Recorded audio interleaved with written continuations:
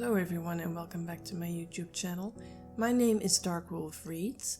In today's video I'm having 3 scary stories. One will be narrated by Dead Leaf Clover. Make sure you go subscribe to her YouTube channel and follow her on Twitter. The links will be down below. Also go check out her video since I will be a guest on her channel.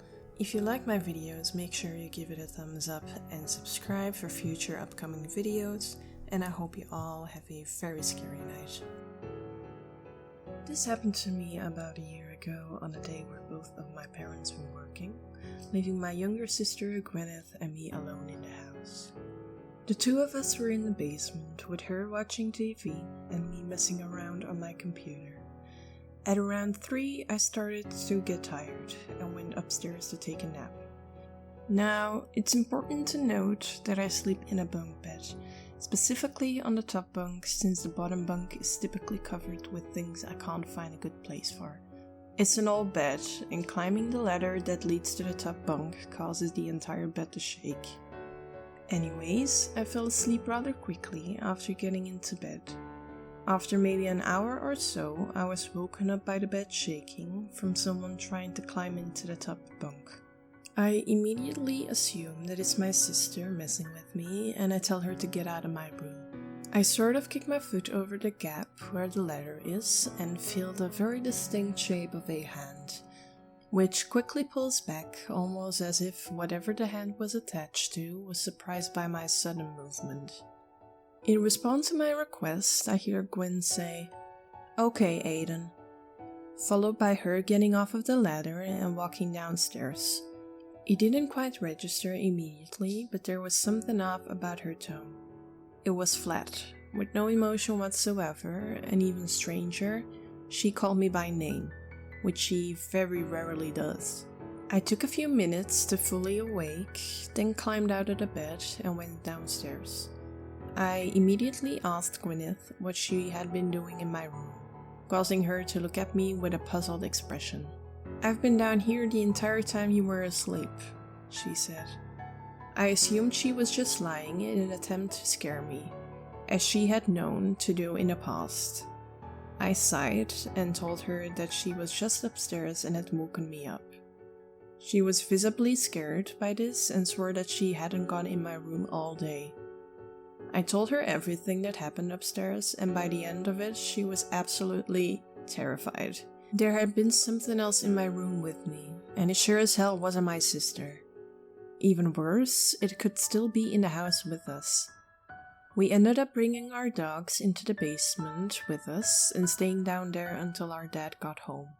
I actually got a crowbar and a hammer from my dad's workshop to arm ourselves with it in case whatever that thing was came back. Once he arrived, my sister and I were flooded with a wave of relief, and we went upstairs to tell him what happened. I imagine that your kids saying that there's something else in the house isn't the kind of thing you want to hear after getting home from a long day at work. The 3 of us searched the house from top to bottom but found nothing.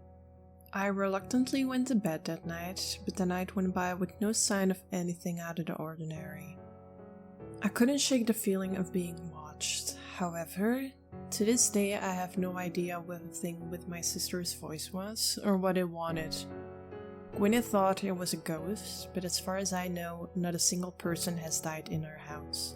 According to my mom, my dad actually found a charcoal drawing of Satan on our basement ceiling when he was fixing up our house after we first moved in.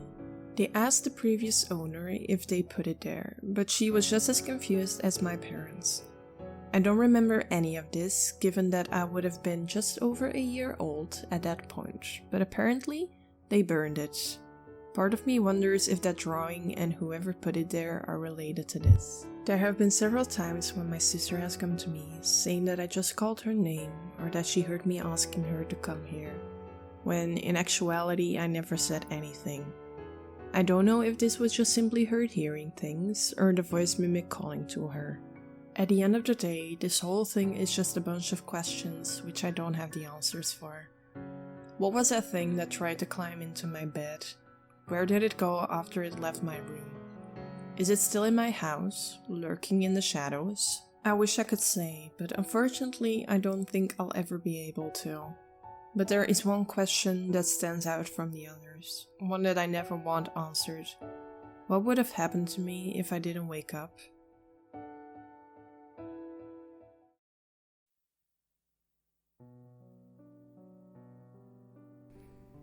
When I was around 8 years old, we moved into a new house.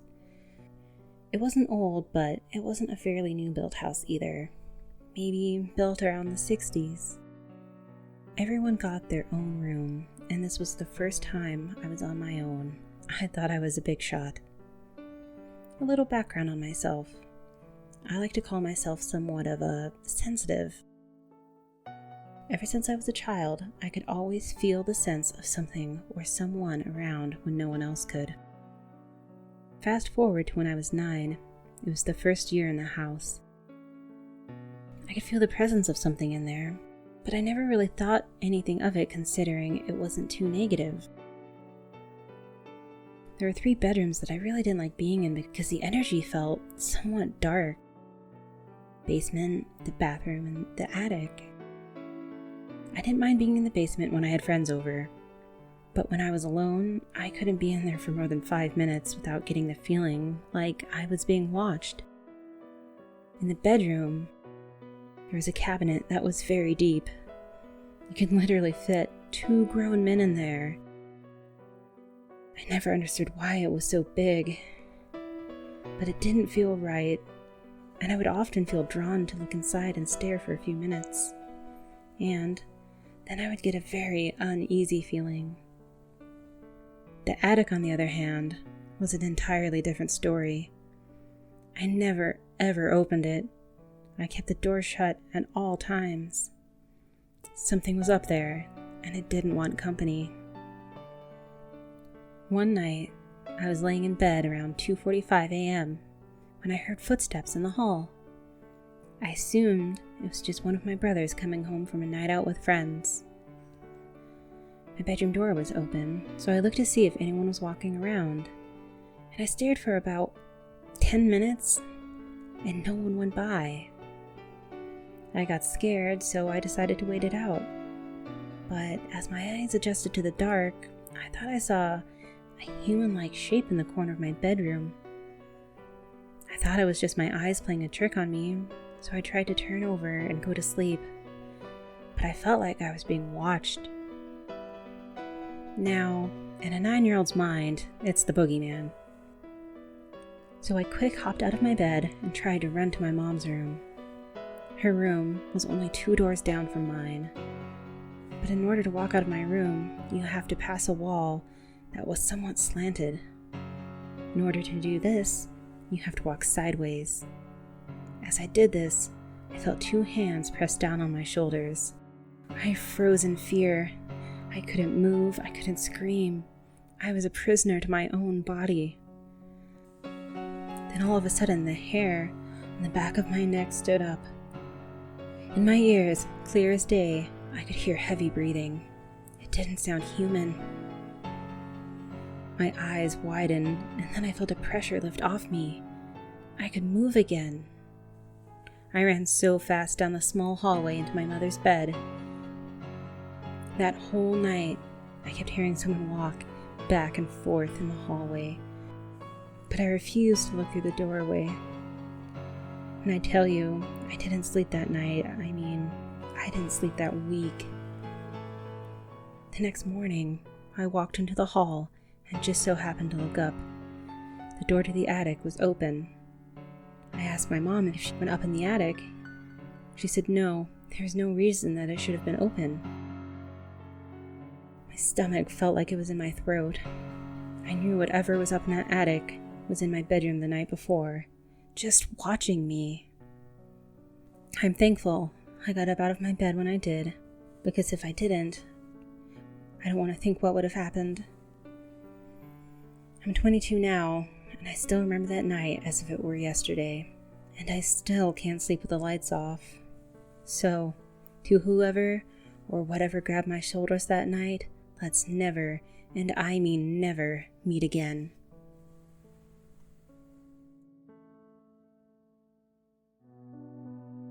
Creaking through the night, bones hang loose and free. There was a broken man, a boy who could not see, hiding in the daylight, hiding in the trees. Do not try to run from him, the boy who could not see. If a sound that you make finds his eager ears, listen for the tiptoe and stifle all your fears. He slithers down the halls, bones hang loose and free. He's coming for your eyes, the boy who could not see. As a child growing up in my hometown, it wasn't strange to hear this rhyme being constantly uttered by the kids in school. Specifically, it always seemed to be directed at me. I was born premature. Due to that, I was also born blind. And growing up in a town in which the local urban legend was an eyeless freak provoked to be difficult, it wasn't strange for me to come home caked in mud and blood. Adults and parents, including my own, seemed to turn the other way when it came to situations like this. Sometimes it made me wonder who was actually blind. It didn't take me long to figure out that they could, in fact, see this, they just didn't care. If I had to describe my town in one word, it would be conservative, almost cult-like in the way they handled things. When I was born, it was already decided that I was born cursed, and that whatever I had done in my past life has led to this punishment. Every conversation was laced with hate or pity, and being less than 5 years old, I never understood why. It was only when I enrolled into school that I first understood it was when I first heard that rhyme. It was when I first heard a child yell, "She's a blind freak, like the guy in the song!" Followed by exaggerated and high-pitched screaming and giggling from the other kids. By my second day, I was ostracized and left behind at any chance. For the first 11 years of my life, I had no friends. The week after I turned 11, I met him. It seemed like a normal, miserable day. I sat alone at recess. The week before, on my birthday, I'd been gifted an MP3 player by my parents. I used it every day since to listen to music while I sat alone.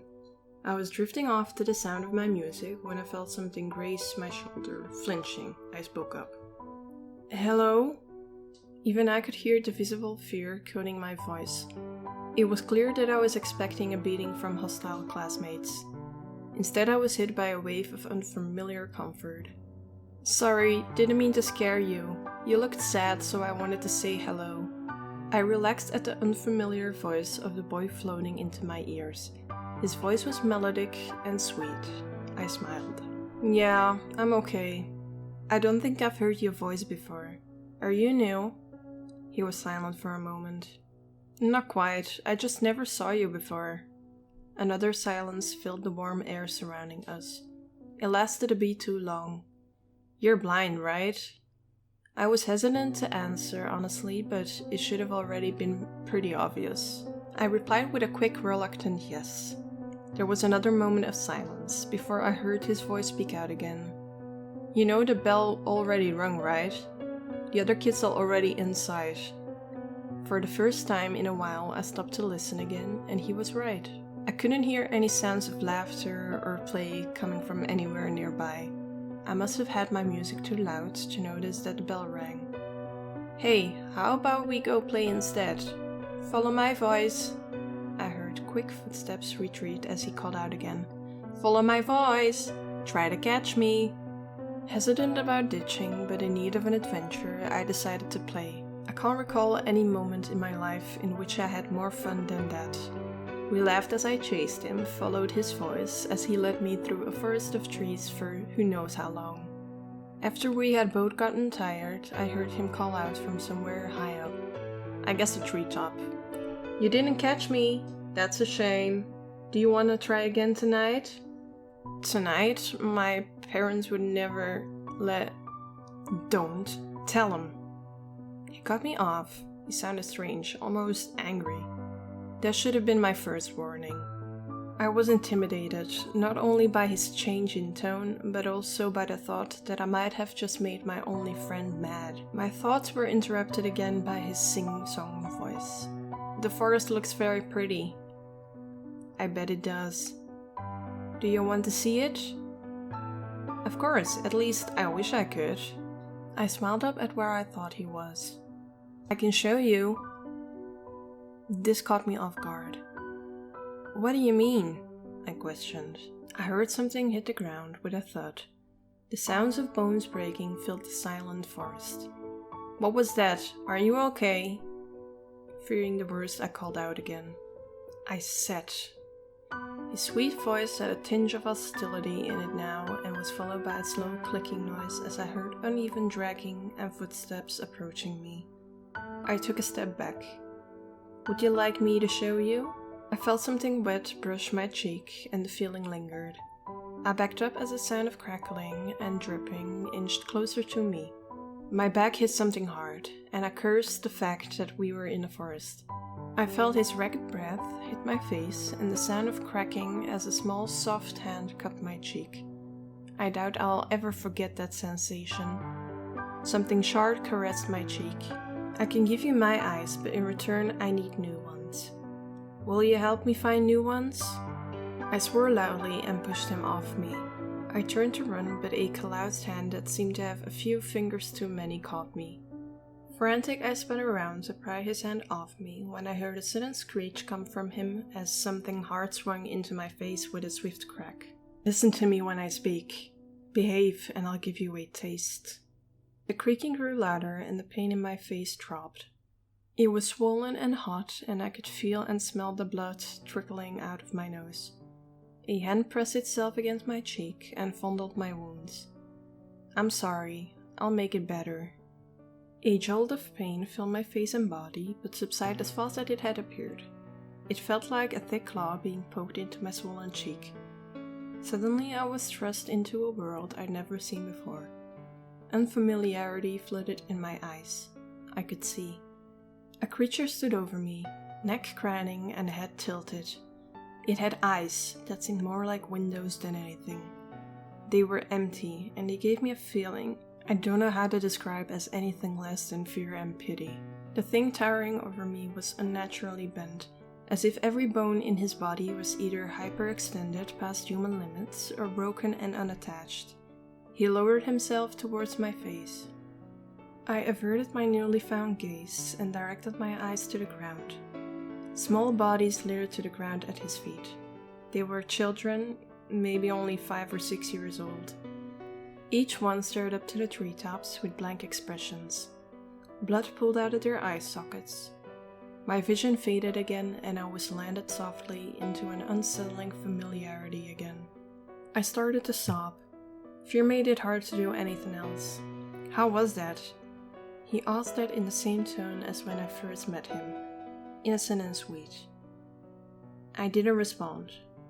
All I could manage was to shake my head. Anxiety knocked my stomach and I felt bile rise to my throat. Fear clawed its way out of my head and it pounded with my heartbeat. "Don't be ungrateful. Answer me." It wasn't the same soothing voice, but a rough yet still oddly calm voice. The kind of voice that a mother might scold her child with. I don't know if it was foolishness or fear, but I yelled out, tears streaming down my cheeks. "What do you want from me?" "You will see soon. I will show you." A hard fist swung into my face with another hard crack as dread welled up inside of me. I felt myself lose consciousness this time as I hit the ground with a thud. When I came to, I could feel the rough grass underneath me. It tickled my neck as I propped myself up. Surrounding me, I heard mumbling from around me and the sound of my mother crying. Footsteps approached me. "Hey, buddy." I recognized the voice as our local police chief. "What happened?" I was disorientated to say the least. He helped me up as I tried my best to explain what had happened. I must have sounded crazy. I rambled about the bodies lying on the floor, but was dismissed, saying that I was alone when they found me.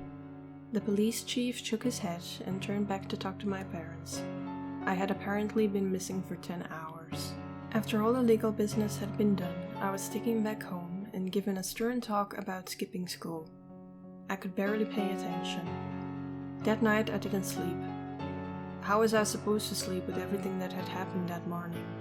How was I supposed to when I could hear the tapping on my window and the creaking that managed its way into my room? How was I supposed to when I could make out the clear rasping and hot uneven breaths that linger on top of me as I tried to fall asleep? In the morning, I heard it creak open my window as it left with the dragging of its feet. As I got older, I learned what the imagination of a child could do. I'm 23 now. I've made peace with the way I was raised, and as soon as I left my home, I found a job. I even rented an apartment that I would be able to afford on my own. Still no friends, but things were better. I was happier. I hadn't thought about the incident in so long. I had it chalked up to the mind of a child. Something I'd make up as an excuse or an escape. Everything was behind me. That was until last night. Last night I woke up to the sound of uneven dragging sliding across my wooden floor. I woke up to the smell of death permeating my room. Every creak of my floorboard was accompanied by a soft, sweet humming. Suddenly, I felt like a child again. The same primal fear flooded into my stomach. It only worsened when I had felt something sharp begin to caress my cheek. I felt every breath as he continued to hum to me. I heard him say something I hoped to never hear. It was a barely audible whisper. "I'm ready for you now." In the morning he retreated. I felt him get on all fours and slide under my bed. I hesitated to get out of the bed. That morning I ignored how every step I made was followed by the sound of dragging and mirroring my every move near perfectly. The sounds retreated back under my bed as soon as I got to my front door. I didn't go to work today. Instead, I'm holed up in a local motel. It won't take long for it to find me again, and I pray I survive this, but just in case, I wanted to tell someone about why I'm not around. I'll be in touch again, if I make it out of this.